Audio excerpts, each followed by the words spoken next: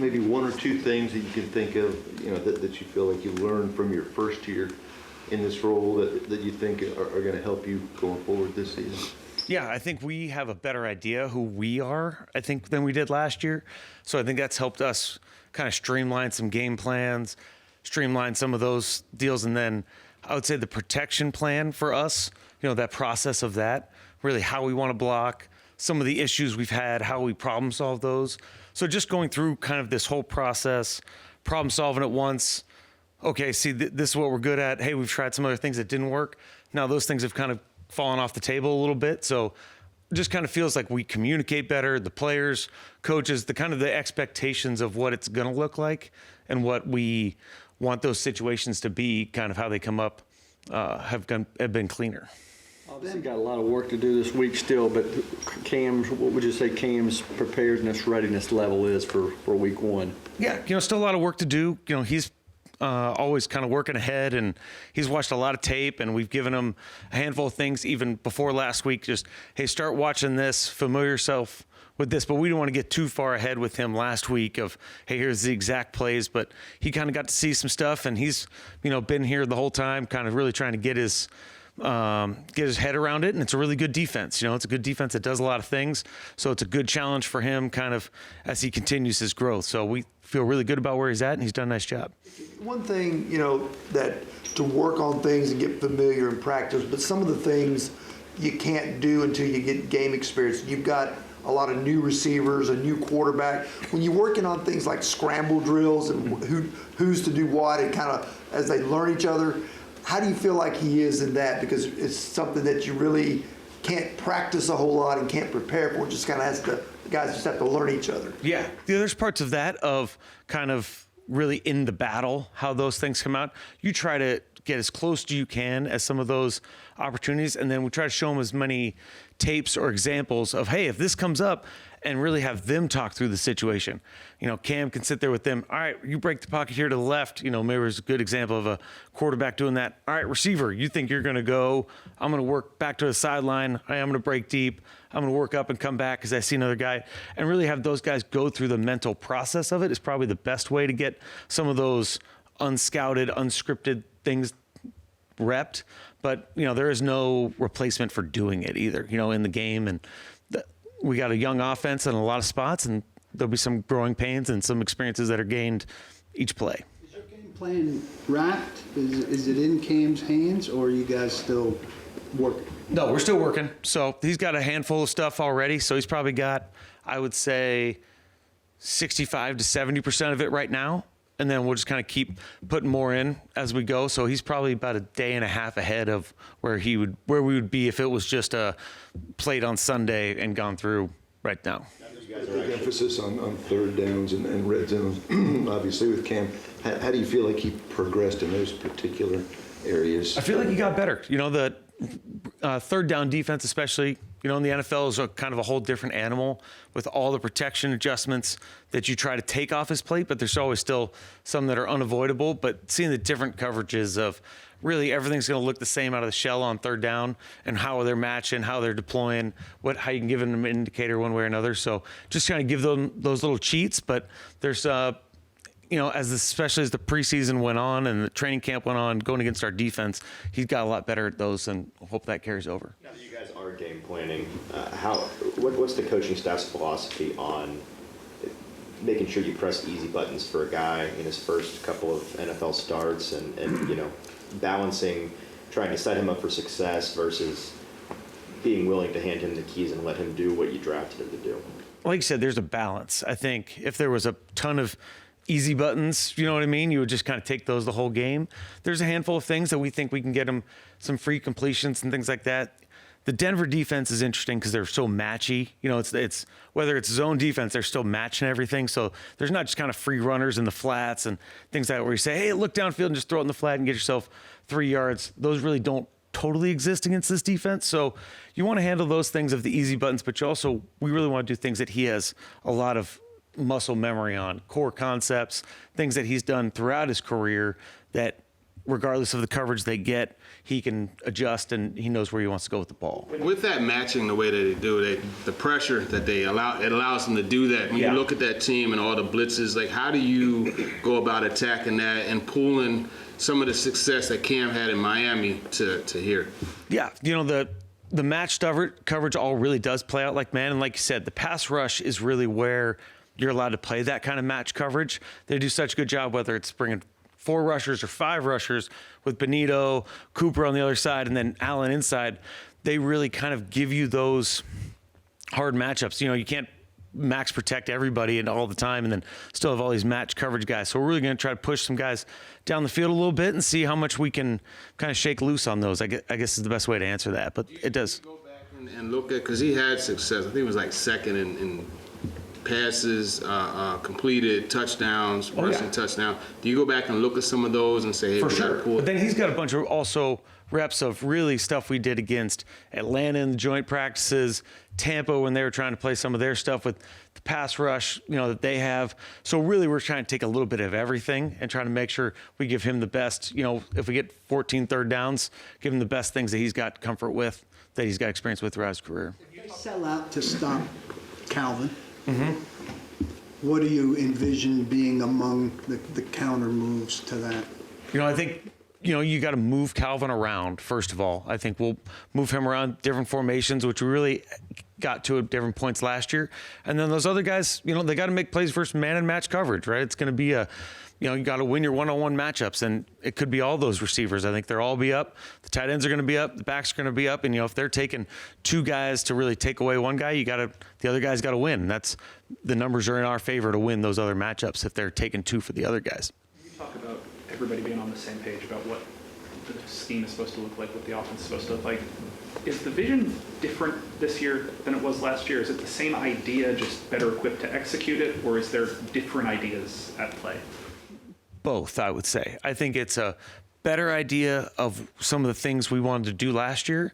And then I think we've now learned from ourselves, watching ourselves scout, things like that. Hey, we thought we were going to be good at this and we weren't. Or we weren't, hey, maybe we didn't think we were great at this and we actually were. So now there's probably just a clear idea of who we are and probably just less than it was. I think if that answers the question, probably less different schemes, less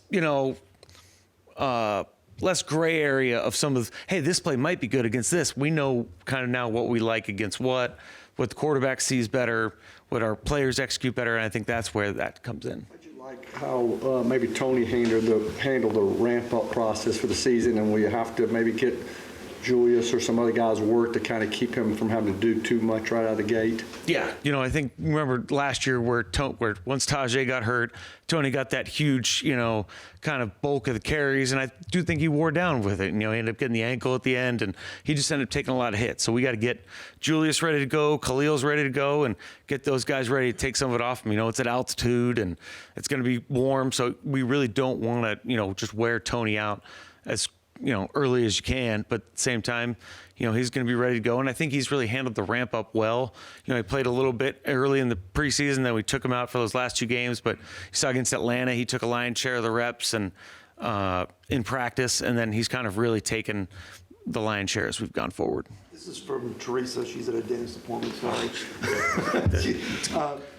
You guys aren't really in this situation, but she wants to know what are some of the challenges of trying to develop a number 3 quarterback? Some are on rosters, some are on practice squads. What are the challenges of trying to develop a guy who's not getting a lot of reps? Yeah, especially once you're in the season, the reps are almost minimal, right? You might get a handful, 2 or 3 here or there in a week. Really, that guy has to end up doing a lot of stuff with the practice squads, things like that, kind of meetings after, more of an intentional plan by himself of a development plan that way. So that's why I think when you get in some of these situations where you've got a young number 3 that needs a lot of work and needs a lot of reps, it's just not going to happen very much during the season. So that's really where those challenges come in. So they got to be able to take it from the field, and then they really got to be self-starters on their own, maybe grab some other players on their own, go through the scripts on their own, and take some of that time with what we're allowed to do within the time schedule. What do you feel like aside from simple talent that leads to Denver's success in that pass rush? Are the schemes particularly good as well? Or They know how to get you their one-on-one matchups, which is, they've got good players and they expect their one-on-one matchups to win. And then they have enough. Vance has had a long history as a D coordinator, and he's always kind of gone everywhere and put in a handful of different wrinkles of something. He came from Cincinnati, and when he went to Miami, he took some of the stuff that was in Miami, and then he goes to Denver and he takes some of the Fangio stuff, and they've kind of always kind of taken some of the good stuff that the defense has done before, and so they still have an exotic enough blitz package where you can't just hone in on the 5 big guys in the game or the 4 down rushers.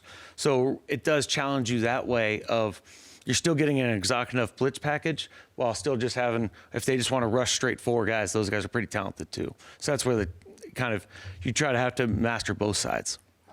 With their ability to blitz, how important are the hot reads this week in terms of just having safety blankets and just a place to go with the ball when you're under duress? Absolutely. You always want to have, especially on first and second down, those getting no negative plays on first and second down, right? So if we're going to drop back and throw, you got to have your answers into, whether the hot reads are. And then, on third down, if they end up doing those pressures and we don't have the protection correct and we are hot, those guys got to probably catch it underneath the sticks and run for the first down. So that's where it does become a challenge. And sometimes with an aggressive quarterback, it can, they want to hold on to it a little longer, even though they're hot, because they want to throw it past the sticks on the first down. They got to put the ball in play. Sometimes the defense has a good call, better call than the offense, and we got to manage that the best we can. How do protection calls work between Lloyd or Corey and Cam?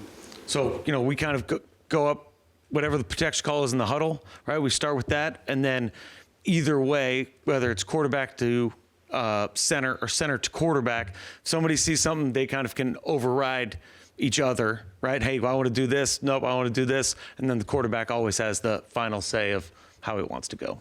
You mentioned maybe before the third preseason game that you weren't necessarily ready to kind of turn over return duties to a rookie like Jim Red. Yeah. Have things, I guess, sort of changed in there? Maybe what's giving you guys more confidence that he is apparently the guy for return? I don't think anything changed. I think it was just looking for more opportunities to get him touches. And I always feel, I think, like I said a couple weeks ago, a rookie needs to overtake somebody, not just be the incumbent immediately. So I think, Chim's he'll be our starting punt returner. You'll see Chim and Bryce Oliver back there on kick return with a 2-returner look. But I think Chim has, in college too, he's shown great decision making.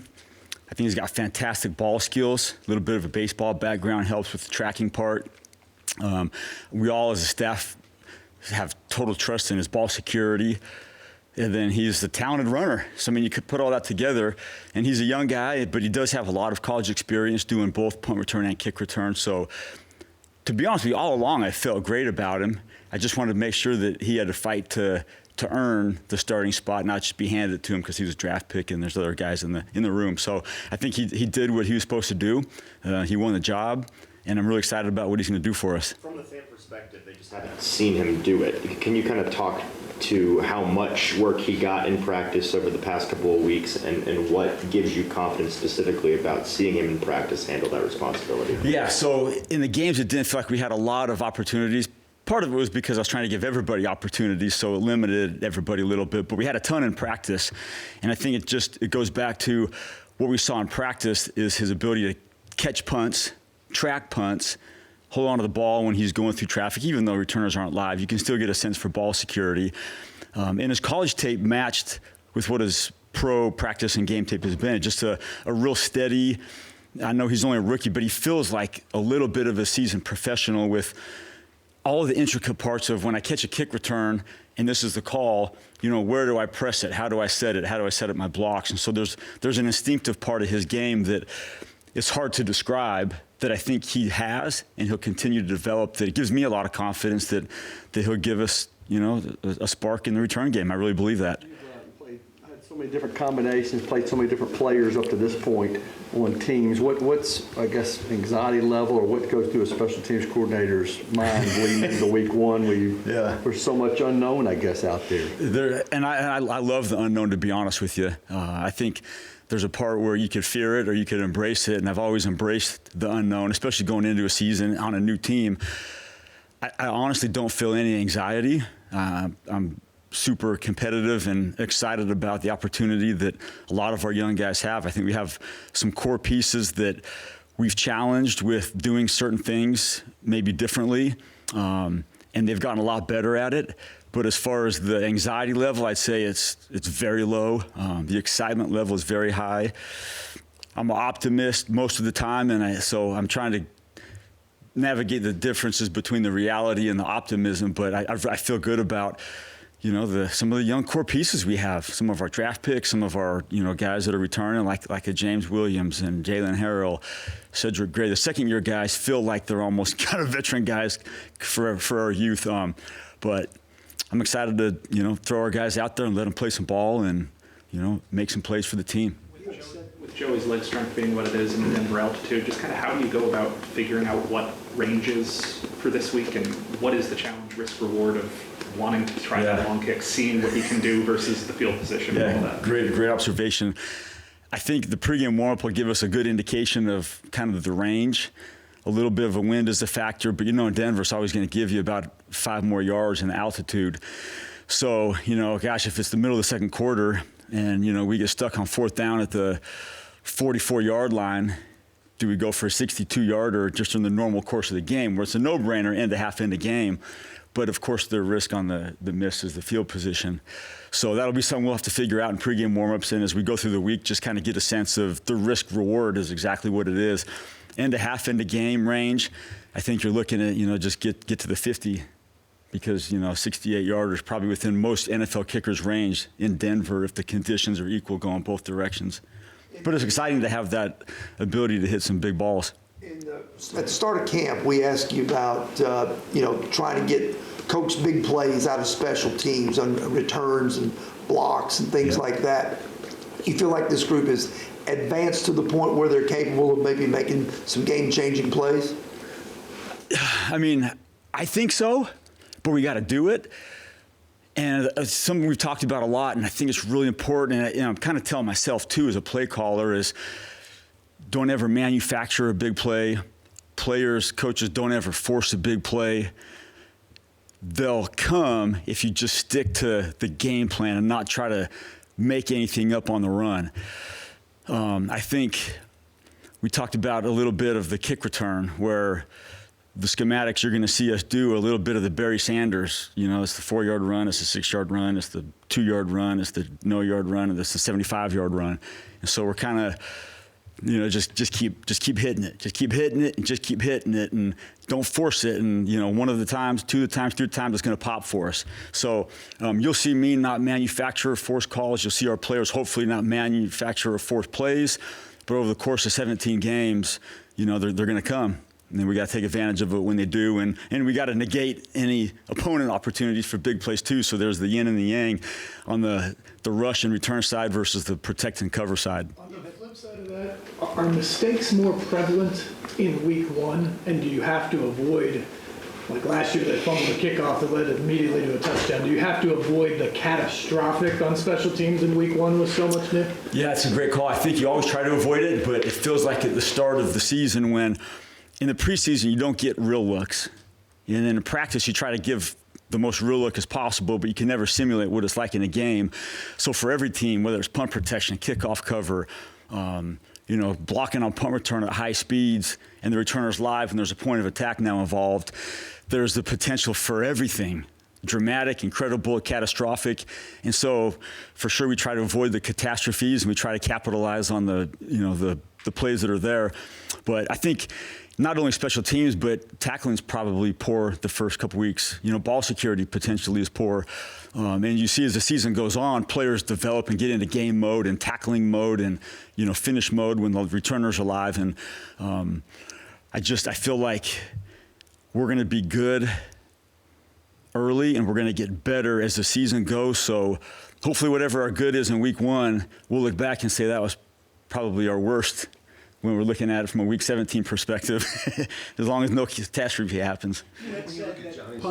Punt coverage, I think you said, was especially intricate, your style. Yep. How plugged in were these guys to it, and now your frontliners, how much maybe learning is there through this practice week? Yeah, that's good stuff. I think the whole way through, the biggest thing I can say about our players, again, is that I'm most proud of is their eagerness to learn and work. And I think that's probably the staple of what I've learned and that we've maybe grown as the special teams culture here is just the eagerness and the work. And even though maybe there's been bits and pieces of, multiple personnel throughout the preseason, we've kind of started to get into the positions we play and knowing who my partner is from a punt cover perspective, because we said it's built off of chemistry, and it absolutely is built off of chemistry for us covering punts. So for the last week or two, we've kind of had a good idea who it's going to be, and they've kind of started to hone in on that position. And the more we do it, the better we're going to get. But I'm very confident we'll be very ready for a real game, this Sunday. But it's been really cool to see their progression with a lot of things that we've challenged them with, whether it's, getting our hands on guys and being aggressive in the return game, which has cost us a little bit in the preseason. But I think over the long run, it's going to pay dividends. And then just the chemistry part of our kickoff cover and especially punt cover, I think is going to continue to get a lot better. But I think it's still going to be super good enough for week one. Quick follow on that. How dangerous is it, how dangerous is it to be so chemistry reliant when a guy may be called up to start and then unavailable to you, or a guy may be hurt? We know there's a lot of fluidity to personnel on for sure. Absolutely. I don't sense any danger in it. I think it's what we do is the best way to do it. That's my opinion. Of course, I'm biased towards it. But when the practice squad is working the opponent punt team, we have them protect and cover like it's Titans punt. So we don't have them really do what the other team does. So they're really stealing reps. And so I feel like we've gotten enough reps in the bank that if all of a sudden somebody's got to come over and play tackle in week 3 that hasn't been on our punt team necessarily, they'll be ready to go. And that's been my job over the years, is puzzle piecing and making sure whenever somebody's down and somebody's got to go, that they're ready and there's no excuses. And I try to do a good job of kind of forecasting some of that and putting guys in positions where if they're up, this is where they've practiced and where they'll be. Sorry for the long-winded answer. Bryce Oliver, he said he wants to be one of the best gunners in this league. Now that you've worked with him, what are some of the things that you like about him and how it matches some of the things you want to do on punt cover? Yeah, I'm glad he said that that's what he wants, because I really feel like he can be. For a receiver, he's a little bit unique because he's not only got speed, but he's got like strength and power speed, not just a light body out there flying. He's got power, he's got strength. He's got speed. He has the ability to tackle, which maybe sometimes as a receiver, that's one of the skills that maybe is lacking, is the ability to tackle. But he's got return ability, so you'll see him back there, returning some kicks. We'll move him around on punt return. We'll move him around on kick return. He's just a fantastic, versatile piece. And we feel like we can match him up against bigger bodies too, safeties, running backs, maybe linebackers, because he's got that strength. So from a receiver perspective, gosh, it's an absolute huge bonus to feel like we got him on our team, because we can do a lot of cool stuff with him. And his willingness has been number one. Like, he wants it, he's going to get it. When you look at Johnny's numbers from last year, hang time, not necessarily the best, but at the same time, he didn't get a whole lot of punts returned. Yep. How did that work, especially? What was the relationship there? You would think if the hang time's lower, there would be more return. Yeah, it's a great point, and you're absolutely right. I didn't look at as much at his numbers, hang time, distance, direction, all that kind of stuff, because I knew what I wanted to do with him, and what he was doing was a little bit different. Not for better or worse, right or wrong. So I looked at the potential for him to kind of get back to what I wanted him to do when I was with him for the 8 years with the Rams. And I felt like just looking at him, he's still super, as healthy as can be, as fit as can be, probably stronger than he's ever been, as athletic as he's ever been. So I feel like he's able to get back to doing what I feel like he's really good at, which I'm being careful what I'm saying, because it's no knock against anybody else trying anything else. I just feel like what I think he's best at and what I'd like him to do, he could get back to doing, but he wasn't necessarily maybe doing that all the time. So bad answer, long answer, probably not a good answer, but I'm very confident in what we've done in the spring, in the summer, to get him back to doing what he does best, and I would expect him to be really good. Are there one or two things, maybe specifically in that regard, that you wanted to see him get back to? Yeah, I think he had a lot of tools in his bag, which is a good thing potentially, but it also could take away from you majoring in your bread and butter. And so I think, what he's best at, we've majored in big time. And we still have a few things, different type of kicks we could do, but we try to focus mostly on the nuts and bolts, the bread and butter of his punt, which is one thing. So I think hopefully he'll be more consistent with that by just mastering one thing and then having a couple little different things to offshoot off of that. You've been in the league a long time. You kind of took a leap to come here and to join Brian. What's kind of impressed you about him in your first year with him and he prepares for year two? Yeah, great question, Jim. I knew of Brian. I got to meet him at the owners' meetings last year. But being in the building and being in the team meeting rooms, I think he does a fantastic job of commanding the team meeting room, whether it's video, whether it's the plan, whether it's a little bit of a, come on, man, let's go, we got to tighten up, or, that's a great job, keep it going. So there's a great balance of constructive criticism, encouragement, great teaching video. So it's been cool for me to see and just sit in the seats and just watch a head coach who has an offensive background be able to talk about ball security and tackling and situational football. And then also the other thing that I think is really cool, which isn't a surprise to me, I think he's got a tremendous amount of poise, when it's really good or when it's maybe not so good, whether it's practice or anything else. And for his ability to address hard things. I think that's, in my opinion, just as a special teams coach, watching head coaches throughout the league, you always have to be able to address hard things. And sometimes maybe people try to avoid it, or they do a good job addressing it, but that's just been a cool thing for me to answer your question, maybe, is just to see him. I can't even say grow because I don't know what it was last year. So just see how he produces basically around a team. It's been fun. It's been good. And I'm super proud to be a part of it. And I think our whole staff is fantastic too. So it's a cool vibe. Assembling and getting acclimated to the defense, how soon can we expect some of these guys to be able to contribute? We're trying to get them caught up right now. It's bits and pieces that they're learning. Obviously, two guys that we acquired came from the Ravens system. There's some similar terminology, but we do things different, so it's kind of getting them caught up. But these guys, they are working, actually spending a lot of time with the assistant coaches trying to get caught up on scheme. So they're progressing in the right way. Can you put your finger on explaining what step you saw James Williams take this offseason, and then what step you'd like to see him take to further progress? Well, this is second year playing linebacker. So last year, everything was brand new to him.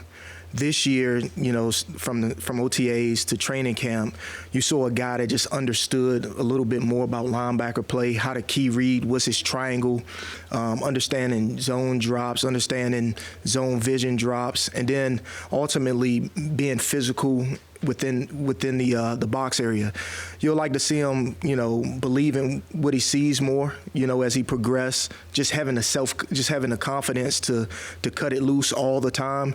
But he's trending in the right direction. I think that James has grown tremendously from last year to this point this year. Same. I mean, and did he impress you maybe what he was able to do in his first camp? Yeah, I think both of them. They both have took the coaching. I think Frank Bush has done an outstanding job developing the linebackers.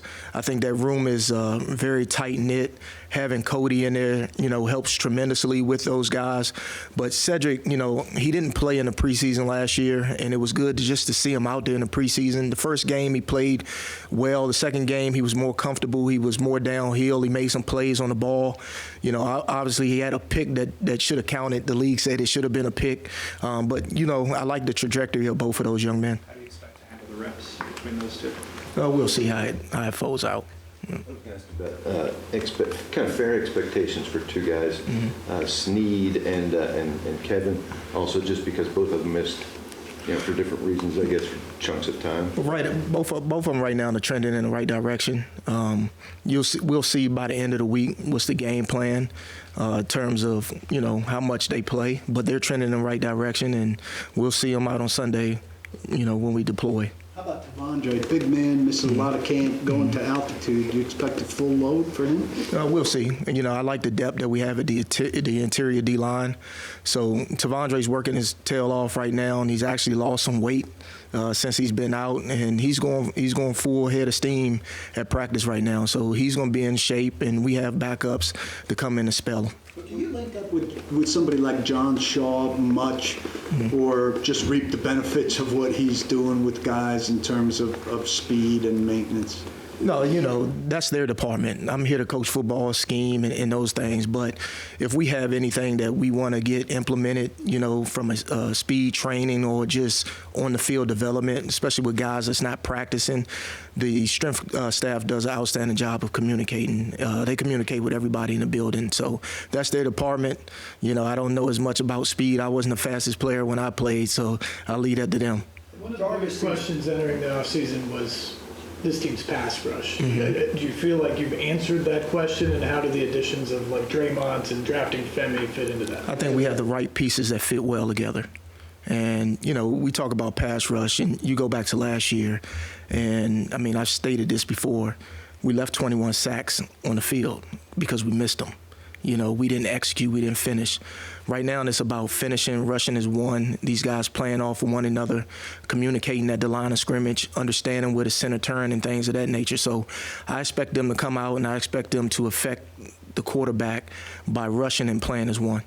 Jarvis seems to have a lot more swagger and brashness about him in terms of the way he acts on the field this year than last year. Is that just the fact that he's no longer a rookie? Is that that he's more confident? What do you see it as? I thought he was brash and had swagger last year if you watched him. The thing about him, he has more confidence in what he's doing. He believes in the coaching. Tony Oden has done a great job teaching him technique fundamentals. His eyes are in the right place. So for me right now, it's just Jarvis is out there. He's executing the defense the way it's supposed to be executed. That's where you see the confidence from. What impressed you about Nick from last season, and where you think he continues to get better going into year two? Yeah, young quarterback, last year, that team got better and better. If you watch him from the beginning to the end of the year, he was a big factor in that.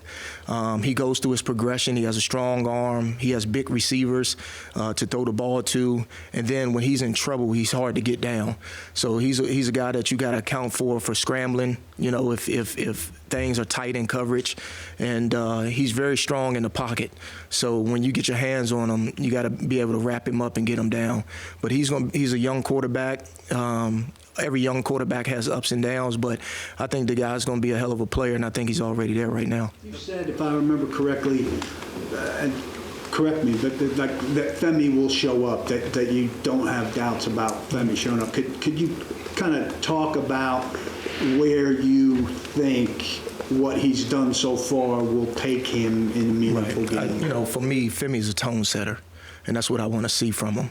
I want to see him come out and play with anger. I want to see him set the edge. I want to see him violent. I want to see him finish on tackles. Everything else is going to come to life in terms of pass rushing and those things. But Femi has had an outstanding camp. He is a rookie, but you don't see a lot of the rookie lapses when you see him play. He belongs.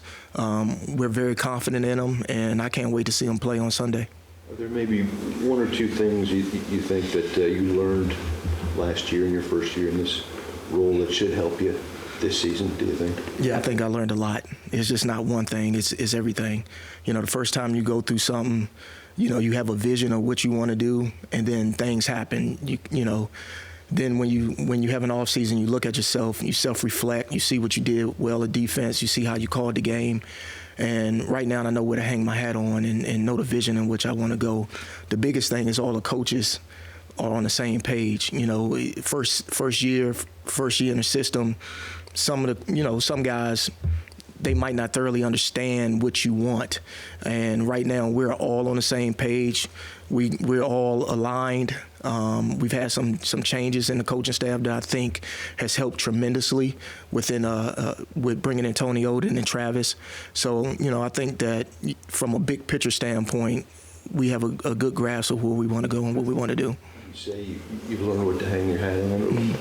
What is Dennard Wilson hang his hat on? Being aggressive. When you bring up that big picture vision, Has that changed from year 1 to year 2 for you? Is it the same stuff you just learned about how to get there, or are there different things that you maybe Learn how to set up more things. Just calling the game, how to call the game, picking and choosing your spots, what you want to present, things of that nature. So, feel more confident in what we're doing and how we're going to do it. A few weeks ago, you did something with Jeff, a twist or stunt up front, and it really confused JC. He said he never saw it before Latham. When you create those types of things, like, what's that process? Do you have something that, hey, I'm gonna go back and watch the old Ravens or whatever? Like, how do you go about developing those things? Well, for me and for us right now, and as a defensive staff, it's about putting the guys in the right spot and how to force protections to get your best players one-on-ones. We have a lot of, I've been around a lot of people that pressure and do a lot of things, so I have a pretty good base of things to pull from. So for us, it's just, putting the players in the right spots, trying to set it up for them to get free. And, we'll deploy some pressures and we'll do some games up front that match their ability. When you do something like that, like, do you just go to Jeff like, hey, man, I got something for you. We'll talk about it a little bit. Sometimes I go in there and you have to sell the game plan as well, right, to the players, because when the players believe in the game plan and what you're doing, they execute at a higher clip. So, a lot of times it's about putting your best players in certain spots. So whether it's Jeff, maybe it's Amani Hooker, it might be Quandre Diggs, it could be Cody. It's like you have to put them in the best spots for them to have success, because if they have success, the team has success, and the defense plays faster. What kind of role do you see Quandre having in this secondary? Quandre will play. He was a guy that started for us until he got hurt last year. He's been a Pro Bowl player. I think he's one of the better safeties in the league, even at 30-something years old. And he understands the defense and he understands what we're trying to get accomplished. There are a lot of teams that rotate safeties all that much. When you've got 4 guys who are capable of playing, how do you handle that room? You'll see on Sunday. Jeff said yesterday his biggest goal for himself this season is to just be in the moment. It's not to be a Pro Bowler. It's not to have some number of sacks or something like that. Is that something you talk to him, that you just be you, play in and play out, and good things are going to happen? Yeah, I think we've all had that conversation. Being where your feet are. Like with Jeff, Jeff's a very smart, and he doesn't get a lot of credit for it. He's a very smart player. Jeff can hear certain calls at the line of scrimmage to know where the ball is going. He studies a lot. He can understand, he's very good at knowing run pass keys and things of that nature. But with Jeff, it's like focusing on the main thing, defeating that first guy in front of you. Don't worry about making everybody else right. Do your job at the best of your ability, and everything's going to come to him. Don't put all the pressure on the world to make all the plays like he did last year right now, because we have playmakers that's on the line next to him, and we got playmakers on all levels. So allow your teammates to do their job and you do your job, and him being the best version of himself, he's a great player and he's a force to be reckoned with. My job is to get these guys prepared, ready to play, amped up, ready to play. In week 1, you almost have to, especially the young guys, calm them down a little bit, where they're not too aggressive and too excited. Yeah, we try to keep it simple, and that's my philosophy. Keep it simple so they play fast. First week of the season, you don't have a lot of information on the team that you're playing, so you got to line up with basic fundamentals and things that you've done well in training camp. So just keep them even keeled, stay loose, stay focused, and go out and have fun.